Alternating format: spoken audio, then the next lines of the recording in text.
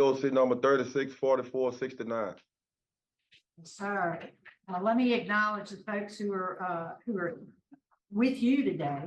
You have is Warden Delaney there? I don't see him. Oh, he's on Zoom. Warden Delaney is on Zoom. We have Tiffany Forney, your friend, who's there with you, Angie Rhodes, Mary Wilson, Helen Manning, Dorothy Cato, Douglas Jackson, and LaQuinda Jackson. I also see Mr. Gary Myers with the Parole Project. I don't have him on my list. I guess he'll be speaking. Here in opposition, joining us by Zoom, we also have Patricia Mack, Wanda Allstark, and LaQuana McKendon, all who want to speak, and at the appropriate time, we'll call on them to do so. Mr. Rhodes, first I'll read some identifying information into the record, and then we'll get started after you verify that information. Mr. Rhodes, you're classified as a first felony offender, currently serving a life sentence, having been sentenced in Bienville Parish, April 3rd, 1996, for a second-degree murder conviction. Is that information correct? Yes, ma'am. Mr. Rhodes, first, before we start our interview process, we'd like for you to take a moment and tell us why you believe we should vote favorably for you today. Well, first of all, I'd like to start by saying that I'm sorry for the pain and suffering that I caused the McClendon family. And I'm not the same person that I was then. And I rehabilitated myself and did the things that I need to do to be successful in society.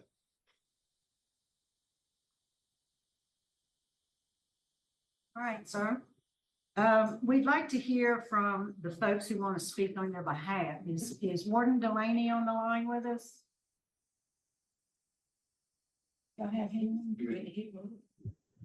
Yes, ma'am, I'm here. All right, good morning, sir. Would you tell us what you'd like us to know about Michael Rhodes? Okay, well, so I started my career in 1993 at Angola, and I worked in various camps all over the farm throughout the years that I worked there. And on several different occasions, I had Mike that lived under me in the camp that I lived in. Okay. As far as I know, disciplinary wise, always been very respectful. Never was any problems with anything.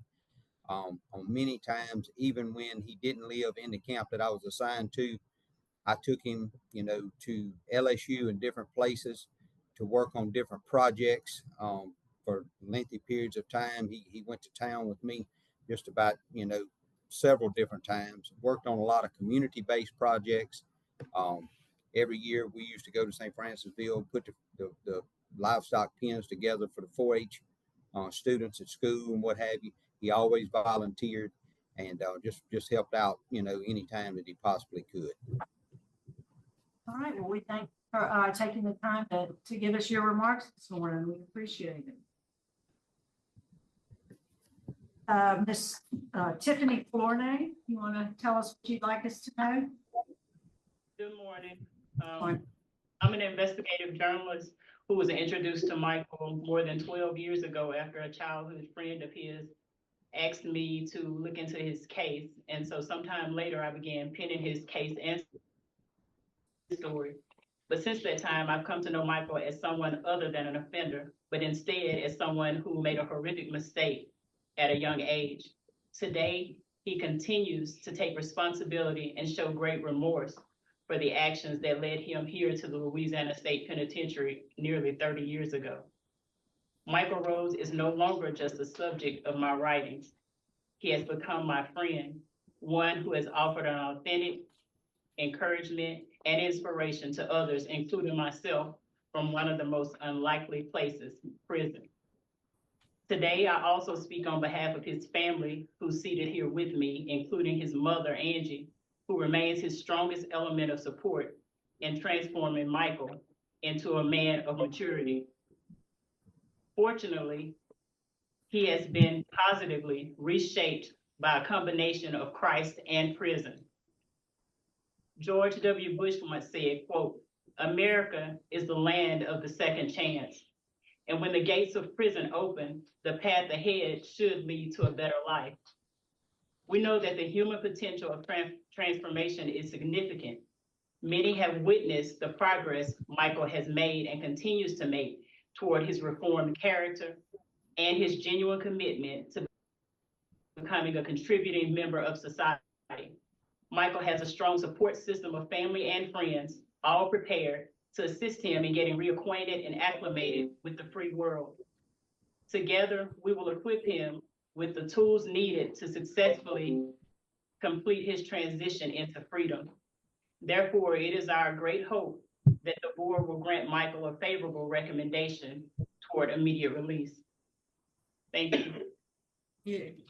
And thanks for speaking on behalf of the family. Mr. Myers, we'd like to hear from the Parole Project.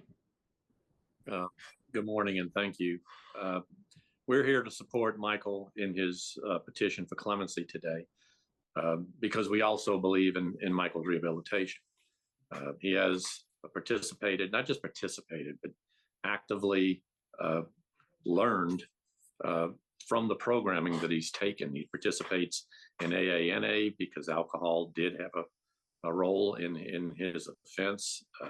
He was 21 years old at the time of the offense. And while he was not a juvenile, and that's not how you should consider this case, we understand. We also know that the brain science, that a 21-year-old is not the mature person that he is today.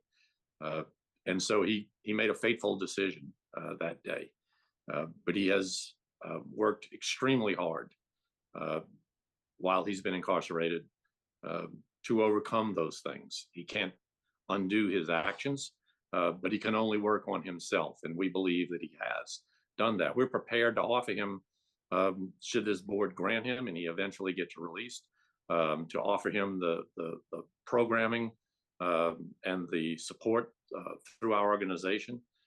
He will get the full complement. We'll help him through at 30 years to almost 30 years today of incarceration, and even more through this process should he get this opportunity. We know exactly the types of transitional obstacles he'll face, and we'll be able to help him overcome them. So we just ask this board to consider the work that he has done, the support systems that he does have, and grant his petition today. We appreciate your input. At this time, we'll hear from the opposition. First, we'd like to hear from Ms. Patricia Mack.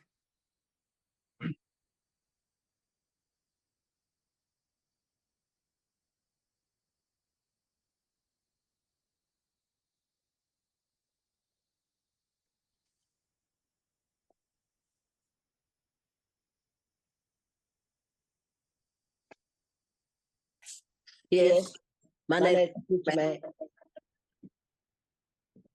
Right, what would you like us to know? Well, yes, I would like to know that I don't think he should be released from prison when bring my brother back. Yes, ma'am. So, thank you. Yes, Ms. Wanda Alstork. Yes, ma'am. What would you like us to know? Well, I heard all the good things that everybody spoke on him, but you never know what's inside of a person's head until they are released. And he took our brother away from us. He took our brother away from his kids. He never got a chance to see his grandkids or anything. I think he should stay in prison. Yes, ma'am. Thank you so much. You're welcome. Laquana McKendon. Yes, ma'am. The action of Mr. Rose have greatly affected the lives of our family. Mr. Rose took a life that he did not give. I forgive Mr. Rose deep down in my heart, but I am asking the parole not to grant him his pardon at this time.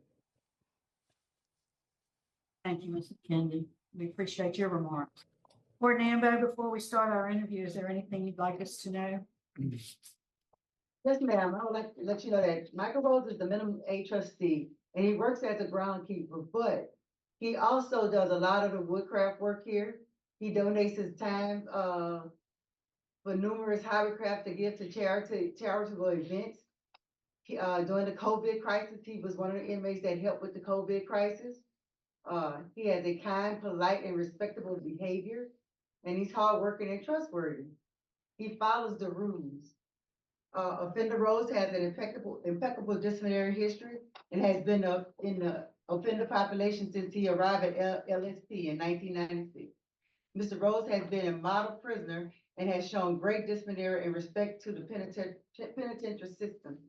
So I feel that Mr. Rose is ready to be a successful individual on the outside and be able to be a tax-paying citizen. And I have Warden Oliver right here too. She would like to say something. Right, Warden Oliver, welcome. Good morning, how are y'all? So I knew of Michael Rhodes through my career at LSP, but I really didn't get to work with Michael Rhodes until probably like the past 3 years since I've been back. And I will say everything that Warden Ambo has said is a true statement.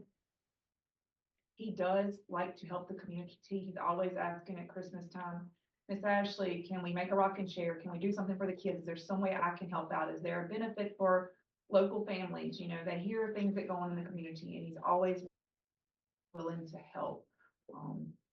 I can tell that he has a strong family support, and I think he'll have that when he gets on the street, and that's just from interacting with them at the rodeos that we have. You know, I'll sit down, talk with him, talk to his family. So I think he has changed, and I think that he'll do good with the help of the Parole Project and his family support behind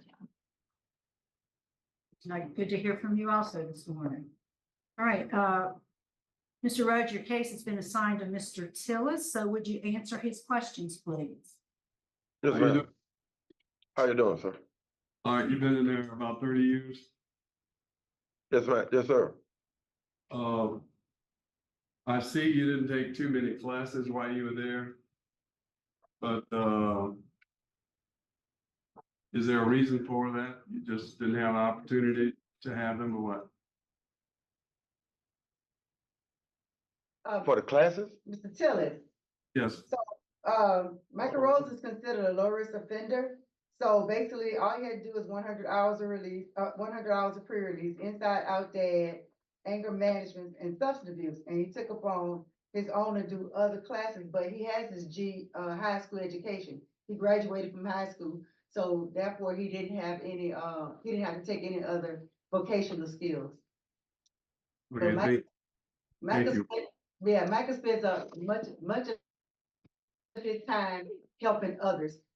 And like Warden Delaney said, and Warden Oliver say, you know, he has work on the outside of the penitentiary, helping build different things, and also inside the penitentiary. So most of his work goes to a lot of charitable events. So the classes he took were the classes that he was mandated to take as a low risk offender. Okay, yeah, I read through the report, and thank you so much. You're very kind. Mike, is there anything else you want to say? Well, like I said, I just wanted to acknowledge the McClendon family, you know, because I took something from them that I can't replace, you know, and I'm very sorry for that.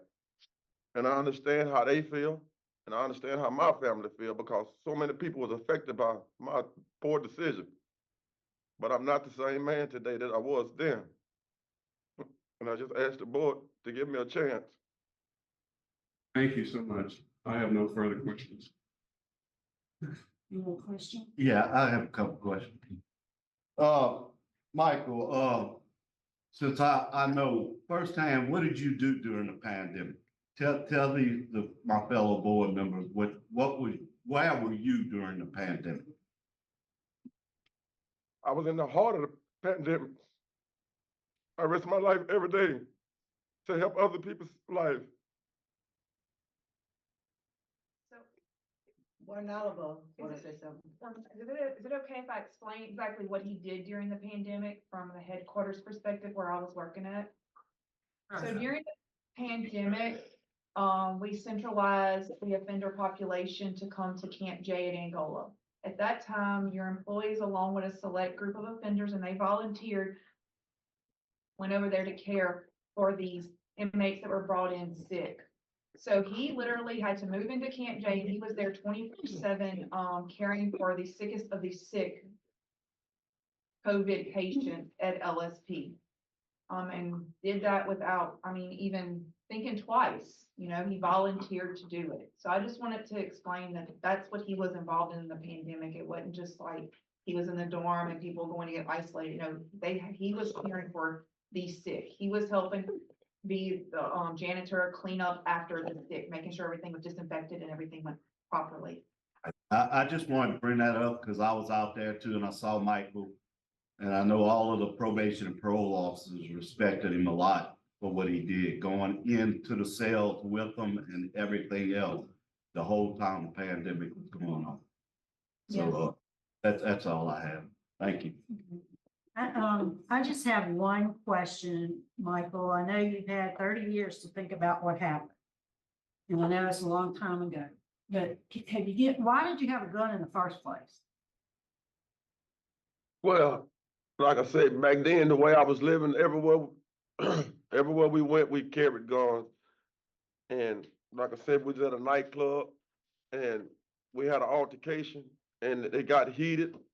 So I was standing by my car and they had a gun in the car and I got the gun out the car. All right, that's all I got. Any other questions? Yeah, he did. All right, I think we are prepared to vote. Mr. Tillis will be voting first. Michael, as I went through your case,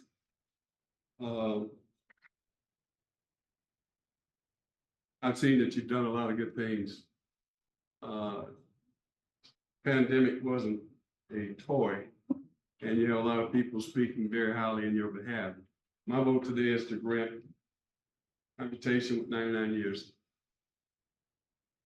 Mr. Prater? My vote will be the same. Recommend to the governor that we grant commutation with a recommendation of 99 years to be considered. Am I saying that? Parole. Yes, correct. Parole eligible immediately? Is that right? Okay, let me try that again. I recommend to the governor that grant your pardon with parole eligibility immediately. Mr. Freeman? My vote is the same, Michael. I thank you for what you've done for the prison. It was a horrific crime, and I feel for the family. I'm glad they showed up today. But my vote would be to grant commute to 99 years with immediate parole eligibility. Mrs. Stapleton? Mine is the same, commutation to 99 years, grant with immediate parole eligibility. And I commend you on all the service that you've done for the people that you're around. Thank you. All right, Mr. Rhodes, my vote is the same, for all the same reasons for the work that you've done. I do appreciate the McClendon family for being here today. And I'm so happy to hear that the word forgiveness was uttered by LaQuana. But today, we will make that recommendation on their behalf to Governor Landry. Their commutation soon. Good luck to you. Thank you.